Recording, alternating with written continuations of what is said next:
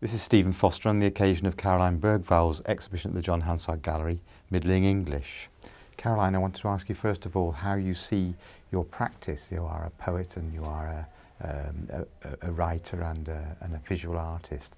How would you describe the way in which you work?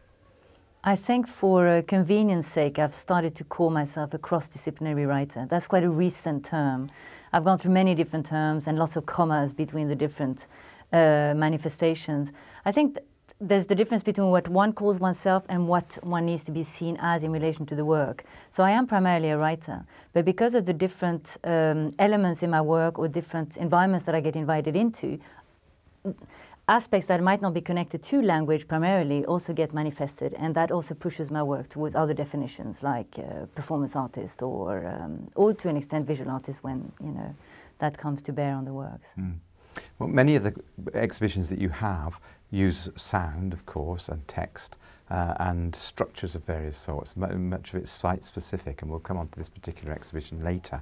But one of our particular interests in the gallery here is the legacy of works that are made specifically. I mean, at the end of a lifetime's career, you might have very little to show. There's very little making permanent objects involved in your practice. How do you feel about that? Interesting that the aspect of objects, there might not be many objects. A few residues, and some of the objects here we can talk about later. But otherwise, yes, from that point of view, very few objects. But this whole notion of writing and inscription allows for recording. There's recordability of the work. And a lot of what I do has different manifestations, so they have different lifetimes. So aspects of this can find itself in a book and then will correspond to what the book might demand, or like you said, through audio recordings, and then there will be audio archives for that. When it comes to digital longevity anyway, we don't know. But so I'm not so worried about this lack of object aspect, because there is a trace of the inscriptive dimension. That may be your legacy at the end of a long career, that you've created poems in a very traditional sense, although the outcome is not so traditional, I guess. I don't know about poems necessarily, but certainly texts, inscripted materials, handling of language in recorded form, definitely. Things that are both coming out of new forms of literature and things that are also coming out of other sort of arts or social environments for inscription or for writing. So, yeah. English is not your first language, and yet your understanding of its genres and modes is quite remarkable. And in fact, a lot of the way in which you work is to play with between languages, but also within modes and genres of the English language. How has that come about? I am not English, but I've lived here the longest in my life. So in many ways, that English dimension of in my lived reality is the strongest that I have, nearly by way of memories as well. And so, although a lot of my training has taken place in French and a lot of my family life and childhood life has taken place in French and Norwegian, most of my adult life, my life as an artist, has taken place through English environments and culture. So there is a familiarity of those specialist cultures that you get when you're an artist as well. And socially, of course, living in England, traveling a lot to Anglo-based countries. But yeah, I think that being trilingual and also always being reminded of an accent or being told, well, you are not English, or it does become a little bit of a motif of one's identity. You have to make sense of it. Yeah. You have to, you learned that language in a way that you didn't have to learn English, for example. So all that has started to make its way. Unfortunately, didn't learn anything else either. Right. It's a very English thing, isn't it? Yes, that is. And that, for me, those aspects of language training in Britain has become part of my interest as well, in the language politics and how in England there's that sense of disdain for other languages somehow in the training of children and people. And I find that really remarkable in this, because of this cultural traffic and cultural exchange that there is in general in the world, that English itself being such a dominant language, there is that nearly arrogance or laziness, if you like, complacency. I find all that really interesting, to be living here in England and be dealing with issues like that. So yeah, I'm making more and more work, or have made work that deal with those motifs. It seems to me that two things go on with your playful use of languages. One of which is that when you work across languages, you're emphasising the remarkably intelligible as texts, and you may be working across several languages, and therefore you're emphasizing the commonality of the structure of language or languages. And yet when you play between genres of English, for example, you're emphasizing differences. The outcome can be very comical. Is that an intentional thing? That's very true, especially of this show, but otherwise in my written work, definitely. The commonality between English, French and Norwegian is the fact that they sit as part of the same families, and especially English nearly as the language in between the other two somehow, through Germanic roots, through Dutch roots, through, and then the Romance root and the Latin, of course, underpinning everything. So one can find easily points of commonality. And the great pleasure at playing French against English the other way around, because there is still this, you know, this war, this sort of cultural agitation that those two nations feel for each other. And I think that's wonderful to sort of really, you know, it's not franglais or it's none of that, but it's really playing with the fact that there's so many similarities. And at the same time, those sort of false friends, you know, that tease other things out. So that sometimes in some early pieces, you don't know if I'm speaking French or English because I've just swapped the syllable and things like that, you know. But when I explore aspects of the English development, like I've been doing more, and thinking about the history of English itself, and then the contemporary discourses that we all, you know, are dealing with, and the different kind of subsets of English that are developing, then I become very interested, like you say, in the differences and the fact of lack of comprehension within the same language, and what that might be about, and how I can play with that, and really sort of at that point emphasizing for humor, and perhaps also for a sense of at times sort of, again, a sense of commitment to different kinds of politics, if you like, to showing up the difference, to showing up the lack of flexibility between them. Moving on beyond the language, your presentations are based on installations, very much visual art installations of various sorts, but the crucial element of it is working in collaboration with other people, and the production of your work is very much about those kind of creative collaborations. There's this thing of writing or writers being isolated, sort of, you know, and actually I came to writing and quickly moved into performance with my work, wanted to perform it, wanted to read it out in order to work with musicians. So there was always that sense of wanting to, you know, work with others with the work, allow the work to find other types of modes of manifestation. And that seems to have grown. So when you move into site-specific work, you need other skill sets. You perhaps want other conversations. There are other volumes of knowledge that you want. You work with a musician for this. You work with an actor. Like suddenly now I felt the need to have a very British-sounding voice, which I can't have, which I can't deliver. And so you bring someone in. So some of these they service the idea of the work, and others are very much there because they help the idea of the work that I might carry. So so there's slightly different sort of durations in those collaborations. But I think what interests me the most about that is the fact of these becoming small, a little bit like like filmmaking or theater or music compositions. They are tied to the fact that a number of people bring their energy, their knowledge, their skills to the production. And I find that really very interesting and surprises me and forces me to know other things. And, you know. Do you find you have collaborators who you work with again and again? I have for a while worked with one graphic designer. I have worked with one musician for a while, and then things change. Perhaps my ideas change, their lives change, so we sort of separate and perhaps meet again. So just for this show, it's been mainly new collaborators. But up until this point, I had a team, if you like, of singular practitioners that I would sort of bring in, and we would talk and set other things up. So, yeah.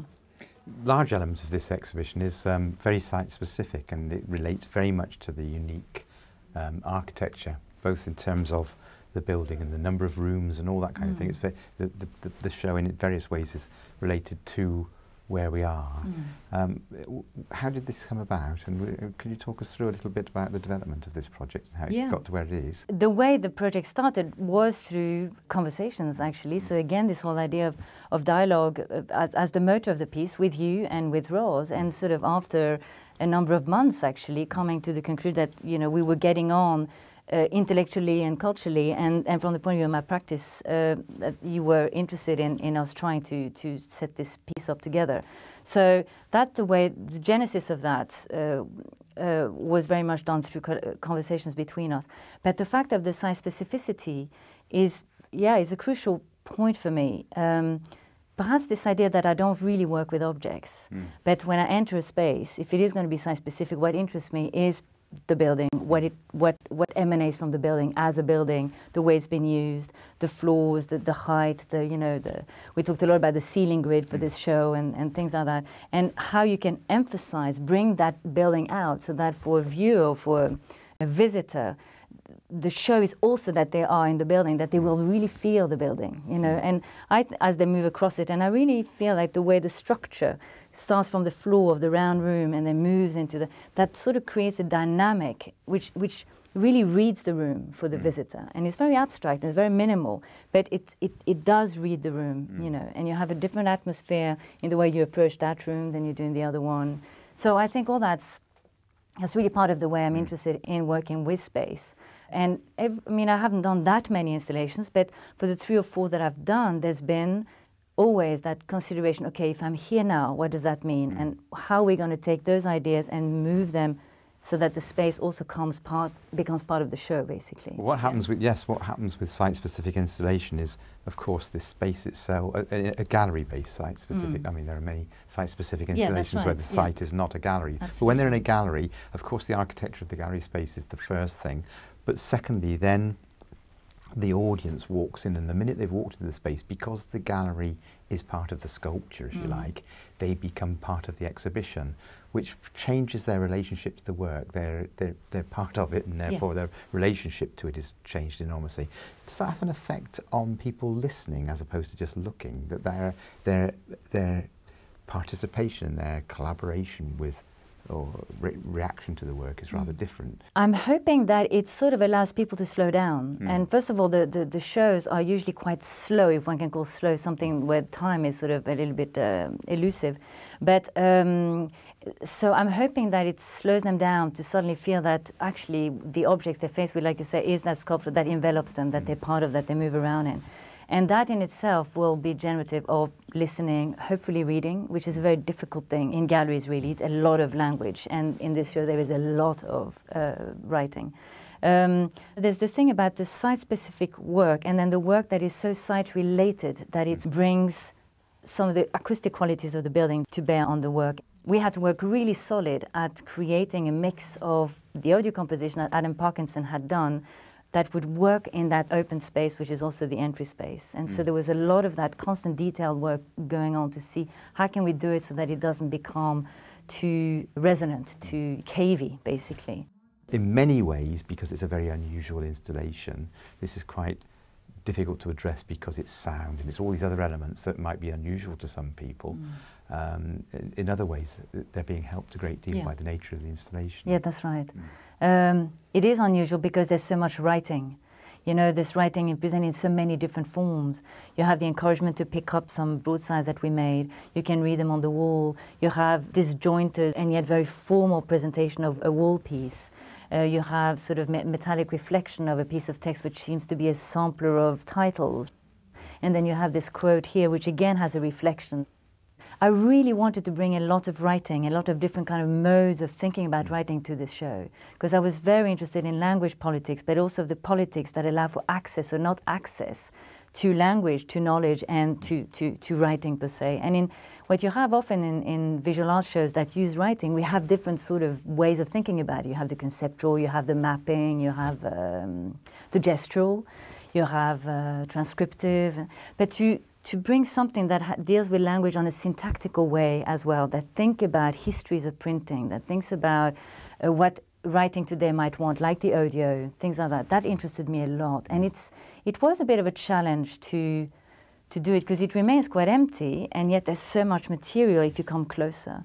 And so the dilemma for me was, how do you bring so much writing, and how do you encourage people to also deal with it as writing, meaning that they will also read it, you know? It is a very clean, simple, the structure is simple and there are some elements around it, some of it being a sound piece on a headphone, for example, which is almost non-existent until you put the headphone on.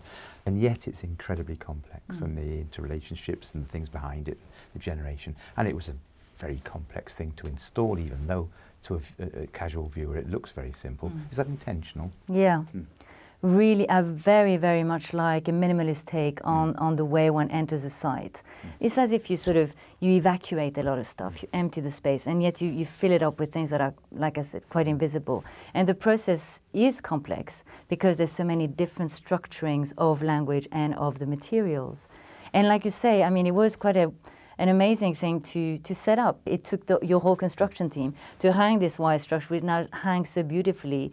We were very naive, I have to say. My duo of architects and myself, we started with tiny plumb lines of 3 ounces. We thought that will hold the structure. And then they quickly discovered, oh my God, and now we are at 6 kilo weights by 4 to hold the wire, you know? Site-specific installations are best when you're working on the job because it's being invented here. That's right, absolutely. It's not being invented on paper. Yeah. The final question is, and this is very unusual for us, in that you have been an artist in residence in the university here, and in many ways this celebrates the end of your period as artist in residence. Has that been important in the development of your work? Has it been a valuable experience to you? Yes, I mean, both the fellowship and this exhibition have been wonderful for my work. To get given the period of 3 years of research time as an artist is quite incredible. And this allowed me to really go into much deeper research and really think both materially and intellectually. And I think that's also why I've been able to go much more into the history of things, because my training is not in history. And so although I deal with literary culture and art culture and art history in a sense, not pure history, if you like, not to really go and look beyond Chaucer and at early prints and you know, the way Caxton printed it, and be able to spend time getting to look at those early 16th century broadsides and stuff like that. And that was amazing. And it's really sort of made me feel the connection, which is nearly a banal thing to say, but between the contemporary and the ancients, and especially for a writer, because we're moving now in this audiovisual terrain where we're back into more or less street performers and oral declamation. And at the same time, it's all recorded, and we're doing it through the internet and through the mediations of our new media. But there are these connections between language spoken, delivered, you know. And so those 3 years, and then being able to just nearly sort of synthesize it through this creative piece that this piece has become, has been really wonderful. So really, yeah, really. And in the same sense, it's a unique experience to have work with an artist who's been working, in a sense. You haven't been working towards this exhibition throughout the whole 3 years, but, no, but the last year, it is the context within which it's happened, and that's a relationship that it's very rare that a gallery can have with an artist, so it's been mutually beneficial. Yeah, but if I can just say also, your interest in a sense of archive, thinking about archives, thinking about performances also as archive, your idea around storage, around contemporary storage, has always interested me. It's something that I know you've done for a long while, that you sort of really think about how we create our own histories, even with sort of very recent paraphernalia, recent practices. And so for me to be able to be invited into that environment was really important. There's that sense of to be able to have any sort of political awareness of our own time, to be able to look at one's own archives is sort of crucial. So I thought it was just wonderful to be invited in here. Well, your working methods and the show itself slots absolutely into many different strands of the gallery's programming and the gallery's interest. So it's been a great experience. Thank you very much. And you, thank you.